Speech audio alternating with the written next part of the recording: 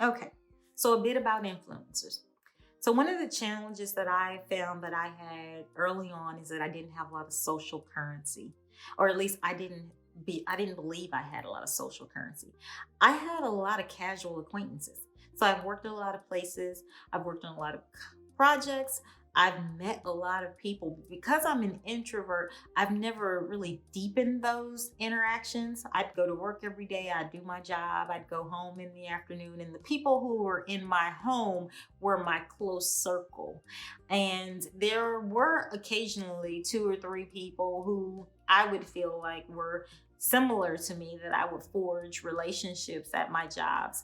But as I moved from job to job, it would be difficult for me to maintain those relationships until the age of social media. And then occasionally I would add a few people to my social media.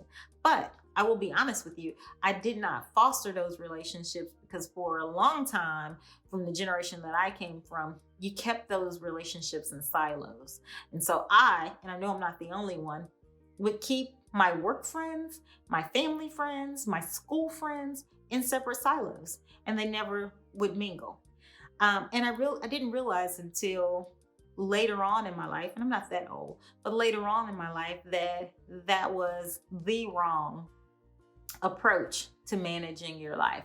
It doesn't allow you to be a whole person and it keeps you compartmentalized. So if anyone is doing that, I would encourage you to stop because it doesn't allow you to be a whole person. You're constantly thinking about, okay, how can I be my whole authentic self with everyone? I would encourage you to allow you to be you, and anyone who doesn't appreciate you holistically is going to create stress in your work life, family life, world life, right? So stop doing that. But in terms of leveraging all of your relationships for creating influencers or engaging influencers, you're going to have to take the approach of novice. Be a novice. You may be an expert right now, senior VP of sales or senior VP of change, whatever it is that you do. When it comes to being someone who needs new influencers to ask questions and X, Y, and Z, the best thing that you can be is a novice. I'm completely inept at making these connections without your help. Be that novice because people will be open to helping you when you're not trying to be expert X, Y, and Z, but genuinely someone who needs your help. And I genuinely need your help. So do that. Be a novice. Okay. If at all possible, get an introduction. If you know someone who knows someone that is interesting to you, or someone who could give, you could get their story and there's value in knowing their story, get an introduction if you possibly can. Even if you're someone who you feel like you don't have very much social currency, that's okay.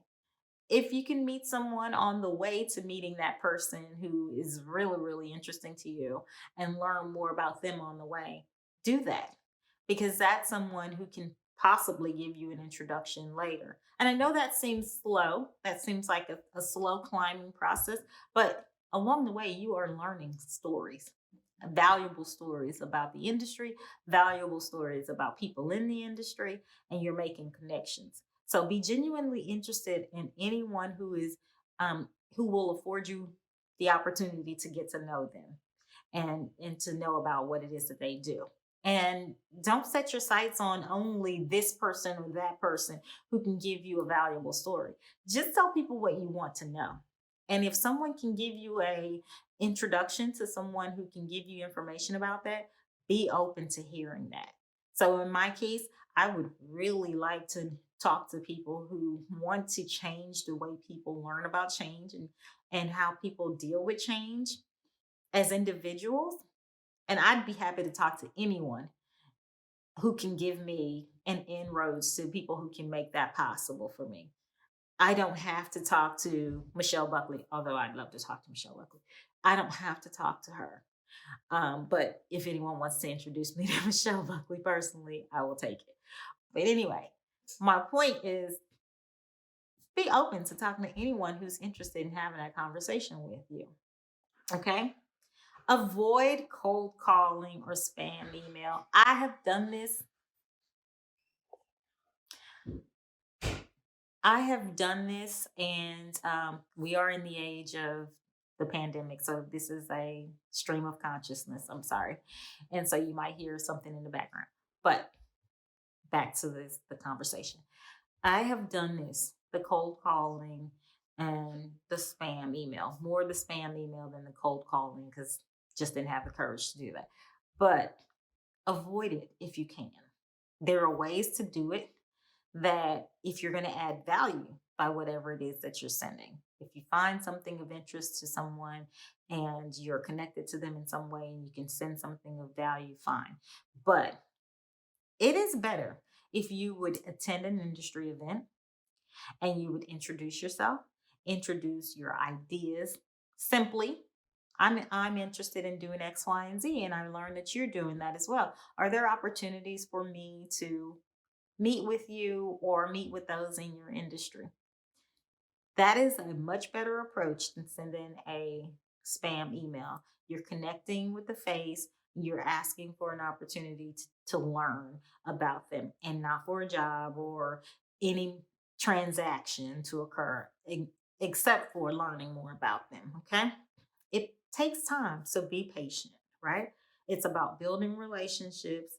So if you're genuine and you're interested in the person, that will come through and resonate. Okay, be clear, be concise, be authentic. I can't say that enough. Um, I often tell people, if you know me, I'm born and bred corporate. So, what does that mean? So, that means from the moment I left high school, I went into a corporate environment. Even before graduating high school, I worked part time in a corporate environment. If you spend enough time in a corporate environment, you are groomed to behave corporate. There are things that you do in a corporate setting that you do not do anywhere else. And if you're the kind of person that I am, which is kind of observant, analytical, someone who is watching for behavior and starting to mold and shape myself in a way that I feel like is expected, you're born and bred from the environment that you're in. We've all learned it before, when we talk about um, nature versus nurture, right? It's natural to become what is your normal environment. So there are instances where you learn to be clear, concise, authentic ish. And I say that because not every opportunity is an opportunity to give your true self in true situation. Either time prevents it or it's just not the right environment. But you can always be authentic. You can be honest about what you think and what you believe without being offensive, right? So I say to you, if someone doesn't believe in your ideas, if someone doesn't believe in your thoughts, just thank them, agree to disagree, and move on. Not every person that you think will be a great influencer will be a great influencer. And you learn that and you move on, right? Now is not the time for you to force fit anything. This is the time to figure out who would be a good part of your team as an influencer. Ask questions, listen, understand who people are, get their stories. If you meet with 10 people and only one of those people seem to align with who you are as a person, seem to align with how you work, seem to be genuinely interested in seeing you succeed, that is a win. This is not about quantity. This is about quality. Okay. So take the time to get an introduction if you can. Value every conversation. Be genuine and authentic. Avoid cold calling or spam emailing. Go to the industry trade shows. Introduce yourself. Make those introductions. Try to get opportunities to meet with others in the industry. And then, of course, be clear, be concise, be authentic, because you are leveraging, I'm sorry, you are using their time. You're taking up their time. So be mindful of that. Let's talk about who are influencers. What type of influencers are there? This is the next slide. I think this is a cute slide. I tried to add a little humor here. So the first type of influencer I mentioned are Mr. I've done this. So I've being his first name, done this being his last name. Try to be cute. Anyway, I've done this would be your mentor. He is the individual who has done this before, and he can offer advice about what pitfalls to avoid, how to do it right, how not to do some things. And then, of course, you're going to get value from hearing his perspective. And then he may even be able to point you in the right direction of decision makers, potential customers, things like that. So he's not going to be in competition with you, but he's going to be someone who has a vested interest in seeing the industry progress and you being a influential person in the industry. So I've done this would be a mentor, and you want to seek out mentors. And you want those who are interested in you as much as you are interested in them. You don't want a mentor that you're constantly chasing. You want someone who wants to support you and see you succeed. Okay. The next type of influencer is I need this, right? So Mr. Need This is your potential client. Let's not forget your potential client. There are whole industries and whole professions around user experience, around customer experience. You want to have a potential customer or the person that you're going to be providing your services or products to in your influencer list. Okay. These people are the future recipients of your work. What do they need? What do they think about what you want to offer? Now, let's talk about this. Obviously, I'm a small business owner, so I think of this from a perspective of a business and I'm providing a service. But you should also think about this when you think about yourself as a future employee. Your service to your company are the skills that you provide. And if you are potentially looking for a job in some industry, find an industry leader, find someone who needs these services and ask them to be a part of your influencer group, because they are going to be able to give you feedback on what are the challenges they're facing, what are the real needs of the industry at any given time. Having those individuals and know that you are interested in solving those challenges for their company, having them give you some of that feedback as a potential employee or just someone who's interested in consulting for the industry, whatever your position would be, is valuable. That is an exchange that you do not want to forfeit. Okay.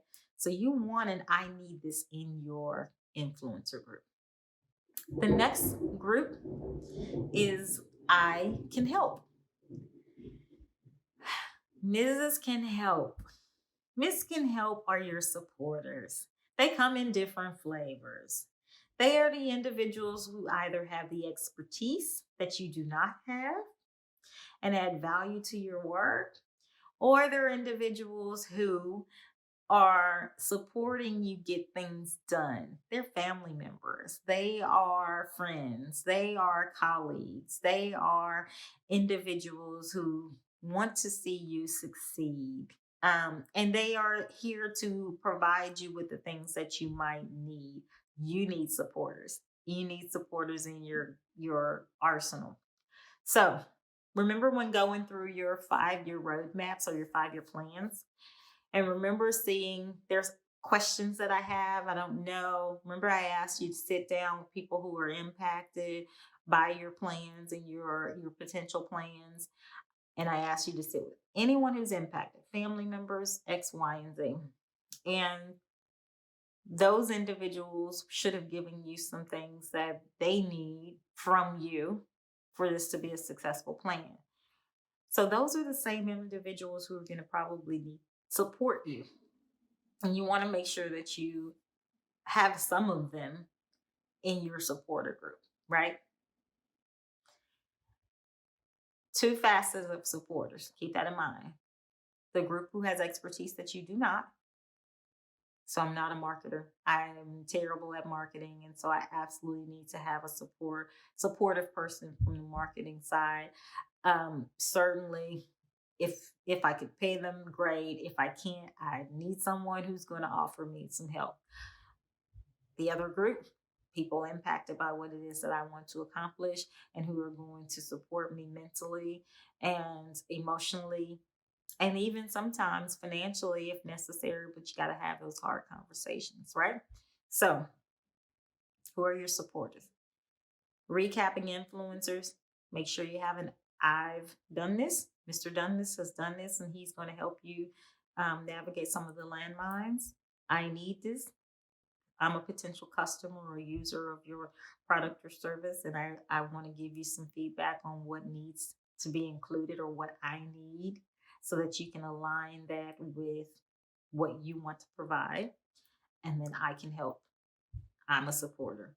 I can either provide expertise or some other tangible and intangible support. Okay. So we've talked a lot about influencers and we've talked a lot about how to engage them, the tools and tips for engaging them. And I said in the beginning video that this is not a time, this really isn't about you. This is really about that individual. This is about getting their stories. This is about understanding who they are and how they got here. So I'm going to insert some time for you or some thoughts around how you can rein in you during this time as well, right? What am I doing during this time aside from getting the story? So I want you to think about this. These are interpersonal things I want you to keep in mind. The first being be human. We've talked about it already. All the things that I've mentioned so far is just being human. But the first of it being show respect for the person, be on time, be prompt, be respectful of their time. Take the time to break the ice. Get to know the person. Let's put a quarter in the meter and stop here for a second. Spend some time here. So, icebreakers. You don't know this person. Someone has referred them, or you found an introduction some way. They've accepted a cold call invitation. You're new. This person, you don't know what they've been doing before this call or before this meeting or whatever. So be respectful of that. Take the time to break the ice.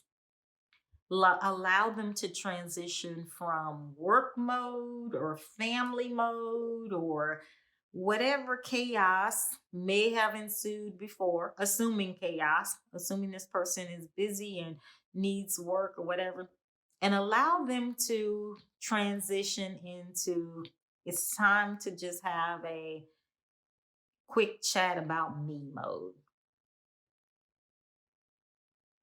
Does that make sense? Because otherwise, you come across as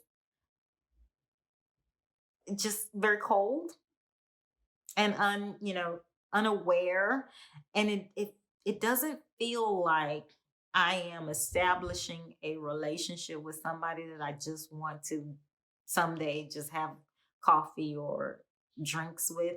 It feels transactional. Okay, take the time, break the ice. If you only get 2 minutes of their story after that and you have to follow up, but you've learned a lot about who they are as a person or what they're going through, it's okay. Break the ice. Okay?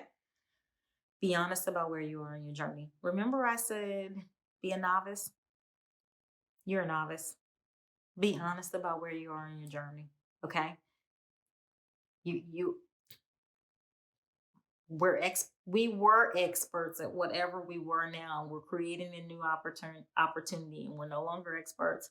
We have some skill, some ability. We're trying something new. Be honest about where you are. Be honest about how your family and friends have reacted. It's gonna, um, let's see, what's the best way to put this? Being honest will solicit honest responses and genuine responses. The more honest you are, the more vulnerable you are, opens the door for this person to give you a more honest and genuine and vulnerable response. So be honest, be vulnerable. All right. Next section. Be gracious. Show your appreciation. Um, we aren't doing things in person these days, but if we were, I'd say bring a gift, small token of appreciation for their time, just to say, hey, I really appreciate you taking the time. It's going to be memorable. It's going to be something that that person will never forget. This person showed up with something to say thank you for your time. Um, don't overthink this. Make it small, make it memorable, make it about you. Okay? Something remind them of you. Listen to their story for their experience and their expertise. Listen, listen. When you listen, you can ask good questions, right? Be vulnerable, share your why. And something I didn't include here was make sure that oh, no, sorry, I did. I won't fast forward. It's in the next section. But be vulnerable, share your why. Okay. Why am I doing this? Why am I making this shift at this point in my life? Why do I feel it necessary? Why do I want to do this in particular? How does this align with who I am? Everyone's not going to agree with what you want to do. Everyone's not going to find value in it. But when you find one or two people who do, then you find people who can support you, right? And support your vision. So be vulnerable and share your why. Next section, be thorough. This is the left brain in me, so I would be remiss with not sharing it. Be thorough. And this is not thorough in the conversation, but thorough in your planning for the conversation. So create interview questions. Remember when I asked you to stop and really consider some of those questions about yourself before you did the actual dashboard? Well, that should solicit a lot of questions that you don't have answers to yet. And this is the opportunity for you to get those answers. These are the individuals that you should be trying to get those answers from. So while they're telling you their stories, a lot of the answers to those questions may become evident. You may get the answers while they're speaking. If there's one or two things that you find you still don't have the answers to by listening to their story, ask the pointed question. Be gracious for them giving their story and say, I have a pointed question and I really want, to know what your thoughts are on it. Ask the open-ended question. Try not to ask closed questions. Closed questions are going to get you just that, closed answers. Ask open-ended questions that generate thought because you want to show that you're not just here for yes or no. And that doesn't leave any room for you to further the conversation or build on it. Ask the open-ended questions. Okay? Watch your clock. Watch your clock. Don't do that, but watch your clock. Either a mental clock or whatever, but be mindful of the person's time. Try your best to control a conversation without it being rushed. This takes practice. If you've not been in corporate settings before, you probably don't have that internal clock to try to manage your time, but start practicing. Watch your clock. Follow up with a thank you. Okay? If you didn't thank them in the beginning, certainly thank them after. Follow up with a thank you. And if nothing else, you find out ways to thank them. Do you mind if I send you a thank you email? Do you mind if I send you a thank you gift? That gets the email address, that gets a physical address. Do you mind if I send you a thank you? They're going to say, nah, it's not necessary. Don't do that. Even if you get a no to that, send it. It's the right thing to do. Okay? And if possible, schedule a follow up. Certainly, if it's appropriate, schedule a follow up, right? Not every situation will Not every situation will require it. You just maybe don't have anything more to say to this person. It's not a good fit. You don't find a reason to continue to talk to them. But if it's somebody that you find that you gel with and you'd like to learn more about them, you have more information, schedule the follow up, preferably right then and there before you finish. Hey, I'd like to talk to you more. I know you're really busy. Is there a time that I can get with you again? Just do it. Okay. All right, you guys. So the good news is that we're almost done. I know this was a long video, so we're getting through it. Some of the interpersonal things are the most important. I know we didn't spend nearly as much time on writing the plans. And if you have more questions about writing the plan, certainly reach out to me. But as a change manager, I spend a lot of my time on the interpersonal things. So I want to make sure that you get the interpersonal things because that's what's going to be so important about creating any new opportunity is how you manage you and how you manage the relationships and how you manage those conversations with others. Want to expand on questions really quickly. I talked about it a bit in the prior slide, but you're here to get their story. We're just recapping. You're here to get their story. It's also time to get answers to questions. So focus on that. Make sure you are focusing on things like what was their experience like? Who was most helpful to them? How did they meet how did they meet other like-minded individuals? What are reasonable expectations? What was the impact to your family? Again, make sure the questions are open-ended. Don't be vague. Get as specific as possible. Okay. I mentioned it before in the prior slide. If there's a lingering question, just ask specifically. Hey, I appreciate your story, but I still have this one lingering question, and I really appreciate your views on. And be specific. Okay. If you're stuck, you can still hold a brainstorming session to get more thoughts and ideas on questions. Okay. Before going in, this is before, be clear, this is before going into the meeting. Okay. Before going in to meet with your influencer, if you don't have questions, because you should have a couple of questions, I suggest you hold a brainstorming session. Just meet with a couple of your key members of your team, because you should have a team at this point, people who are important to seeing you succeed. Meet with them. Say, hey, I'm going to meet with X, Y, and Z. And aside from this question, I really don't know what to ask them. What do you think? What would you ask? What would you want to know? And keep in mind, you guys, I don't know if you figured this out. I didn't make it explicit in the course. Each one of your plans should have different questions, right? Because think about it, each plan is going to be unique and different. If I'm looking at my state of course plan, that plan is probably going to have questions like, hey, should I ask my current boss where things are going? I don't know. Should I get new skills? What does the trajectory look like? So those are going to be typical questions there. But if I'm looking at my pivot plan, okay, the job has gone away and I'm looking at my mind map, and one of my interest was a travel blogger and this pivot plan. What skills do I need? And who do I know who's done this? Those are different questions that I need to have answered. How much money do I need to stay afloat? How much money can I expect to make? Those are questions that I should be adding to that different plan, right? My off the wall plan, right?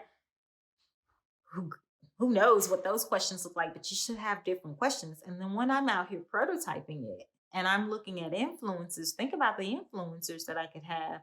They're going to be different for each plan, right? So the influencers that I need for my pivot plan as a blogger are going to be different than my plan for staying the course, because those individuals have mastered change management or mastered maturing change management into whatever.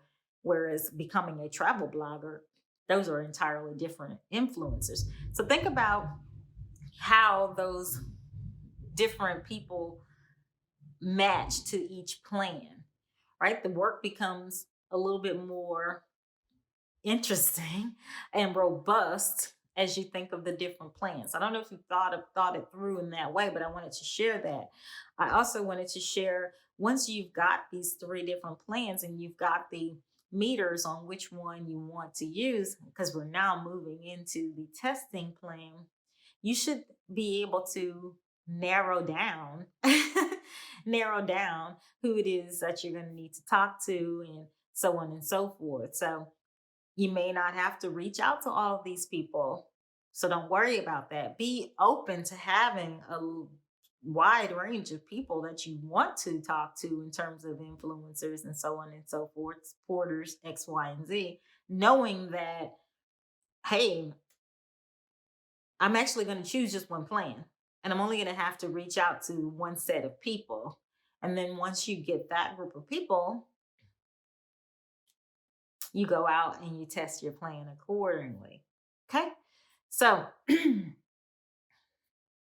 recapping this section, there was a lot there on interpersonal skills. Want you to learn how to engage influencers. Want you to have the tips around being mindful of who it is that you're reaching out to, and respecting whomever it is, even though you may have a top tier list of people that you want to meet. Everyone on the way to meeting that person, or if you never meet that person, if you just meet individuals who are willing to give you their story, that is powerful and useful.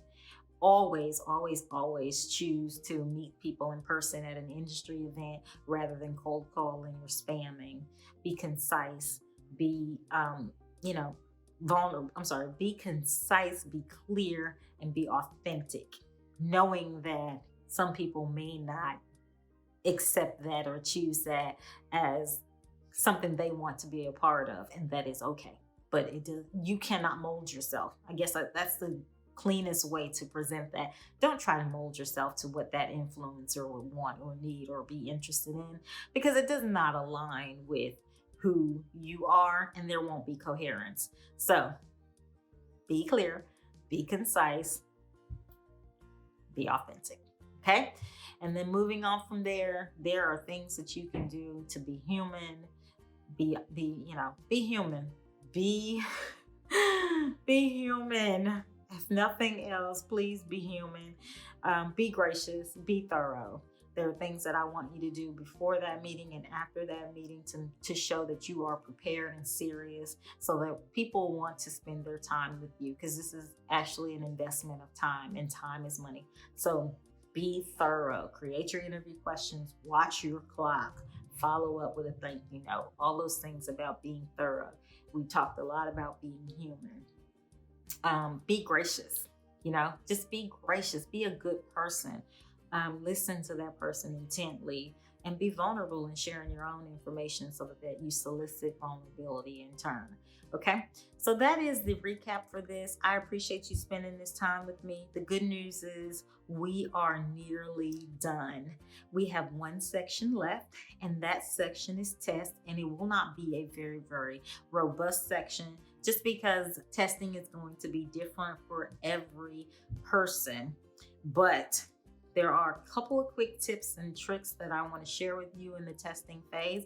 And once we complete that, you will be free to go. So thank you for spending this time with me. I will see you in the next phase.